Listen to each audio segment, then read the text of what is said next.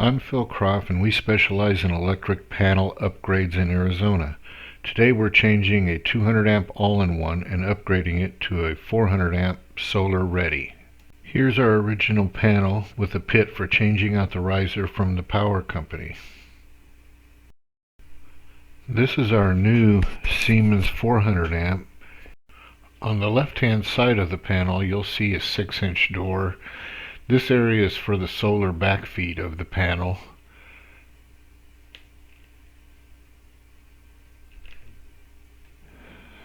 As we open it up and take a look, you'll notice there's two spaces at the top. This is in case you want to put in from, say, 100 amp breaker, or break out both ends and you can put in a 200 amp breaker. In the center here is the pull section for the power company, and over here on the right is another bus with a 200 amp breaker controlling the breakers below. And then up here on the very top you'll see a few pieces of paper up there. That's where your secondary breaker, anything from 100 to 200 amps, will go. We ended up not having to change the riser, so the power company returned and pulled in their feeders. They're still out here. You can see their rig and everything it takes. So they've got their wire in, and now we've got to undo all our wires and remove this panel and get ready for the next.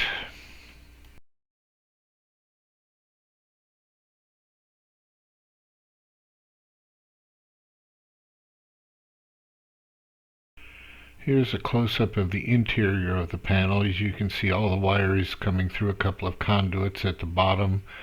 All the neutrals and grounds are connected on the outsides, and then you've got the individual power lines going into each individual breaker. We've got some arc faults in this one, and anyway, you get the idea. This is before we've taken anything apart. We're going to have to undo all these wires and get them ready to pull this panel off the wall.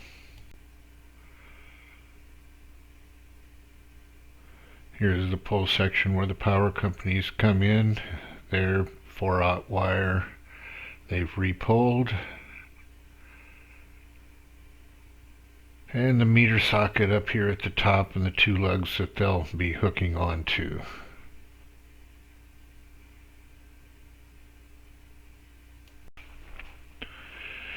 Here we've got 4 entrances in the panel, 2 from the rear, 2.5-inch conduits, and a couple of 3/4 coming in from the bottom, probably the swimming pool and some outside lights. So we've got to undo all the wires, which we've done there, and fix it where we can pull them all out. So we've bundled all the wires here on the right entrance, and we're going to have to untangle all these on the left and get them done, and remove our connectors from the bottom. At this point, when we've got all the wires cleared up and ready to come apart, we undo all the screws going into these studs of the house that hold the panel on the wall.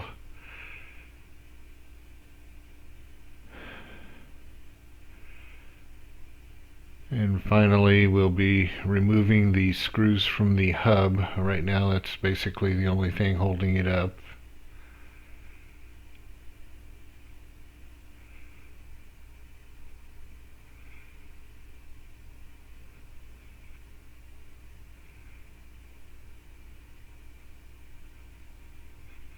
And then we pick it up and bend it over. Now we go back to our 400 amp panel, and we've got to take some measurements. We go from the hub there, you see at the bottom, and we've got to have these knockouts in the right places. You can see where they are on the wall here, so we're going to have to notch out the space in between these two holes here, and so we can move one set over, and then they can both make it into the provided knockouts in the Siemens panel. Here we've made our modification to the wall for the wires, and everything's lining up and we're ready to install. Here we go, we've got our panel on the wall. You can see our risers a little bit off. We've got our other wires going up in through the back. Everything's up, it's just sitting there basically right now, one screw in it, and we're going to get that riser over and hooked up And then we've got the two pipes in the bottom, and we are good to reconnect. We've got everything adjusted now and the riser's plumb, so we're going to go ahead and screw that on here at the bottom. Then we'll get our level out, make sure the riser's level, the panel's level, get our 3/8 bolts and make sure we hit the studs. Don't want this thing falling down. And then it's mounted to the wall and secured, and we're good to go. Start hooking up some wires again. Now it's time to double check everything, make sure everything's plumb and secure. Everything's going to fit right where it's at. We've got the pull section there in the middle. Everything is bolted down and looking good.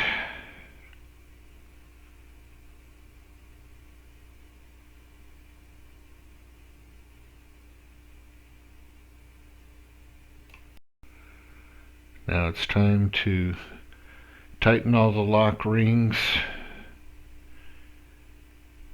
Make sure everything's snug and good to go. And now it's time to reconnect all the grounds and the neutrals, get everything cleaned up and sorted out in there.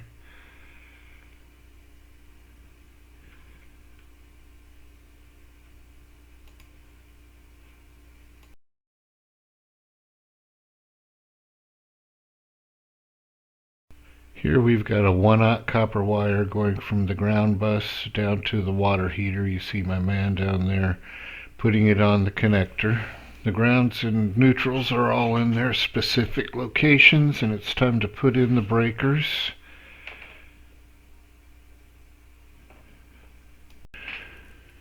This is a view of the panel with most of the breakers installed. We're just about finished here.